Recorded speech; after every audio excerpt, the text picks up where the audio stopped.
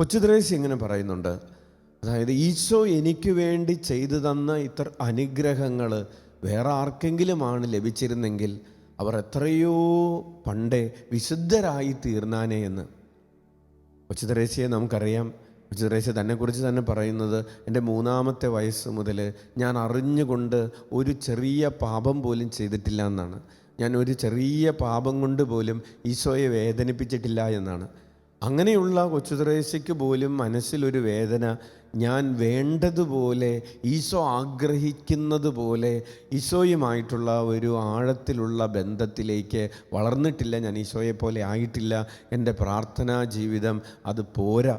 പ്രിയപ്പെട്ടവർ, ഈ ഒരു ഡിസാറ്റിസ്ഫാക്ഷൻ എപ്പോഴും നല്ലതാണ്. നമ്മൾ ആത്മീയ യാത്ര നടത്തുമ്പോൾ ഞാൻ കർത്താവിനെ കണ്ടെത്തി എന്ന് പറയുന്നതിനേക്കാളും നമുക്ക് പ്രയോജനകരമായിട്ടുള്ളത് ഞാൻ അന്വേഷിച്ചു കൊണ്ടിരിക്കുന്നു, ഞാൻ ദൈവം മറഞ്ഞിരിക്കുന്നവനാണ്, മറഞ്ഞിരിക്കുന്ന ദൈവത്തെ ഞാൻ അന്വേഷിച്ചു കൊണ്ടിരിക്കുന്നു എന്ന ഒരു ഹൃദയഭാവത്തോടുകൂടെ ആത്മീയ യാത്ര നടത്തുന്നതാണ് നമ്മളുടെ ഈ ആത്മീയ യാത്രയ്ക്ക് വേഗത ലഭിക്കുന്നതിന് സഹായകരമായിട്ടുള്ളത്.